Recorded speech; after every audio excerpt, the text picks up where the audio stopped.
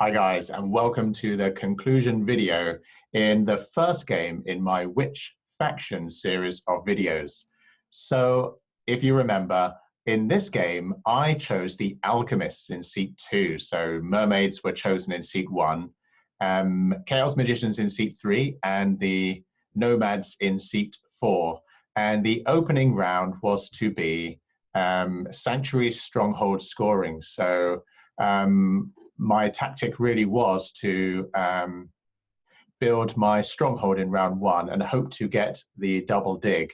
But anyway, looking excuse me, at the initial placements, I had put my first dwelling here, and the Nomads had placed a dwelling here. So obviously we had some kind of battle going to be going on for this brown hex here, because it's a single dig for both the Nomads and myself. And also the blue hex here is also a single dig for myself. But the Nomads, once they've built their stronghold, obviously they can terraform Eddy hex very easily. So they put their second initial dwelling down here, and the Mermaids had gone down here. So it was time for me to place my second dwelling. And obviously I needed a neighbor. It's much more expensive to build your trading posts without neighbors. And without neighbors, you also can't leech power from your opponents. So my only option on the board was really to go here, and then I was sort of guaranteed a neighbor.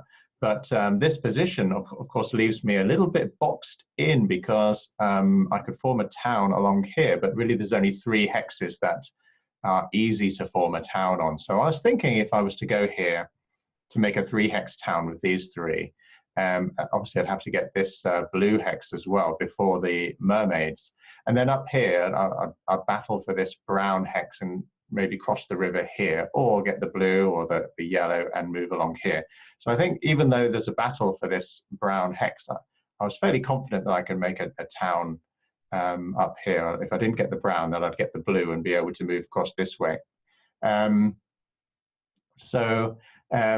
I decided to do was to place my initial dwelling here next to the Nomads. So unfortunately, then the Mermaids decided to place their dwelling here. So of course, my town potential here was a lot less. The other weakness of being here is that the extra scoring tile in this round was distance between your sanctuary and stronghold. So I need to get access to the rivers to expand my network. So I'd rather be over this side of the Nomads, which was a very important part of the game. The Nomads being on the right had access to this river, allowing them to come down here, or straight just build across this land here. So I was very keen to get this brown hex through the game. And with especially with the Mermaids going here, they sort of blocked off my potential for a town here. So then the Nomads placed a dwelling here. So where would the Chaos Magicians place? Now, if I was a Chaos Magician, I would see that there's a place here that's got potential, and then they've got the grey spot. But other than that, it's fairly difficult to form a town for the Chaos Magicians here. But down here, there's a fantastic place for the Chaos Magicians. Although they only have one neighbor is obviously better than no neighbors. And they've got the grey across the water here, the grey here, and the yellow hex, all single digs. So a nice, easy town there for the Chaos Magicians. Access to this river and this river, which gives them, access to the rest of the board to expand their network a good distance to get that Sanctuary Stronghold distance scoring. And of course, they can open with their Sanctuary in round 1, and then move across here to get, or right up here, but potentially here you can get it this way. You can get a bigger distance to get their stronghold. But anyway, what did they do? They decided to go up here. So this makes this hex particularly important for them. But they're giving me another neighbor, so that was good for me as well. So let's see what happened then with the bonus cards. So the Nomads chose the Sanctuary Stronghold, unsurprisingly, but that indicated that in round 1, yes, they were going to build their stronghold. And then the Chaos Magicians went for 3 power and 1 worker, which would also allow them to get their Sanctuary. But of course, they would still need to take the 2 worker power action. So I decided to go for the priest because there was the fire cult bonus at the end of round 1. For each 2 steps up the fire cult, you get 1 worker. So I thought if I grab this priest, I can throw that into the 3 spot in the fire cult and get to step 4. So I grabbed the priest bonus card, and the mermaids, in error, I think, really, they took this scoring, the trading post scoring bonus with 1 worker. If I was a mermaid, I'd probably go for the 3 power and the shipping if I could make use of that. If I couldn't make use of the shipping, I would just go for the 3 power and take the 3 points, or potentially 6 if they've upgraded their shipping by the end of that round. So anyway, I immediately got to work to build my stronghold, which threw a lot of power into bowl 3. You can see here I have 9 power in bowl 3, and the double dig still hadn't been taken. Also then, when the Chaos Magicians built a temple, I got another 3 power, so I managed to get to 12 power in bowl 3, which was a nice start. And with that, I managed to get, after the nomads had built their stronghold, and another mistake by the mermaids building a stronghold. Really, they should have gone for a temple and not really gone for a sanctuary stronghold. Maybe the swarmlings would have been a better blue faction in this setup. So they went for their stronghold. So after that, I managed to get the double dig, and I got this brown hex, which got me access to this river, which was vital in this game, and potentially access to this hex across the water here. And I also dug here. Now, of course, there's a risk if I didn't get a dwelling on here by the end of the round, then the next round, if the mermaids pass out, they would get the dig and dig this before me. So it was pretty essential to get a dwelling on here by the end of the round. And I had no workers left, but I still had enough power to convert power to a worker and stick this dwelling on the black hex here. But anyway, I actually got some more leech when the Chaos Magicians built their sanctuary, which allowed me to take another priest. So I had 2 priests, and I threw those 2 priests into the fire cult. So I actually got to step 6, which gave me 3 extra workers from the cult bonus at the end of the round. And then I also burnt some power to get an extra worker to put another worker down here. So a nice start. Although these 2 dwellings won't contribute to a town, they will contribute to worker income. So I had 3 dwellings and a stronghold on the map. So, and a pretty good map position here, although here is pretty weak now because I'd rather be over the other side here.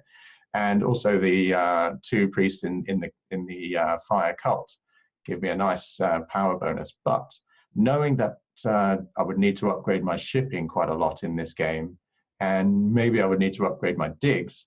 Of course, I'd already expended some of those priests that I could have made other use of. So what happened next? I passed out of the round, and I was fortunate to get the Sanctuary Stronghold scoring tile with the 2 workers. So that's pretty good because obviously I'm going to get 4 points from my stronghold, and the 2 workers are very important for the alchemists because alchemists have as many coins as they want. They can convert victory points to coins. So that was pretty good. And then in the second round, we were getting 5 points for forming a town. So the nomads actually managed to form a town and get a temple with Earth 1. Now they, with their stronghold, managed to dig this. It was originally a gray spot, and this was the one the Chaos Magicians needed. So blocking Chaos Magicians' access to this river here, really cutting them off and leaving them stuck over this side of the board, which really much put Chaos Magicians out of the game. And then, as we know, the mermaids are pretty much out of the game anyway. So I was deciding really, well, I was going to form a town in this round. So I managed to form a town in the round. And I think the town tile I took was the priest town tile, knowing that I needed to upgrade my shipping in order to get this brown hex here, because it's a race for me or the nomads to grab this brown hex. If the nomads get that, it's very difficult for me to get this as a triple dig here, to get across down here, to get a good distance between my stronghold and my potentially a sanctuary that I can build later in the game. So I was really after here, which is why I took the priest to upgrade my shipping so that I can potentially get here. If not here, then I'd have to have a plan B. So then in the next round, which was a dwelling building round, by this time, or preferably in the previous round, like the nomads did, I'd rather be building a temple and getting that earth 1. So all these dwellings I'm building would score an extra 2 points. But because of my situation on the map being this side of the nomads, I had to, well, I felt that I had to get this spot here. So rather than commit my resources to building a temple, I used 3 workers to dig this brown spot and get this ahead of the nomads. So I knew that then the rest of my game was fairly straightforward, although I did still lack a temple and a scoring favor tile. So for the rest of this round, I decided to, what did I do?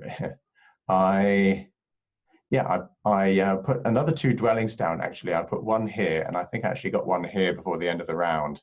And then I passed out of the round and got another scoring bonus card, which was the trading post scoring bonus card.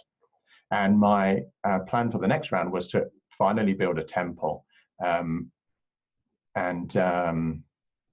here. So yeah, this is still in round 3. Before I actually passed out. So the slides were out of order there. So I passed out the round and got that trading post scoring. And in round 4, it was actually trading post scoring. So I was potentially going to get, if I could build the temple, which I did here, and then get the water 1 favor tile, which I have here. Now for each trading post I build in the round, I'm getting 8 points. But I actually only built 1 trading post in that round. I built this one here, and then I passed out of the round because this scoring tile was available. I knew that I had a shipping level of 2 by the end of that round, because I was, I also put a dwelling down here to make sure I got this spot. Now, why didn't I build another trading post before? Well, I saw the bonus card. I thought I'd grab that. But I could, as I still had resources, build another, I could have built another trading post. Now here would have contributed to the town, or here would have contributed to my, potentially what I planned to build here as a sanctuary. So I can upgrade to a trading post, then a temple, then a sanctuary. So I could have built here. But at this time I had no neighbors. Now I was never going to get a neighbor here, but I knew I was going to get a neighbor here. So if I was to upgrade it here, although I'd have got the extra points, I would have had to pay extra resources. Now, I think maybe it might have been a better idea to do that normally, but as I had that scoring bonus available to me, I thought I'd grab that. So then next round, I developed this up into a trading post once I got a neighbor and a temple, and I took the fire 2. Now, I actually think that may have been a mistake taking that fire 2.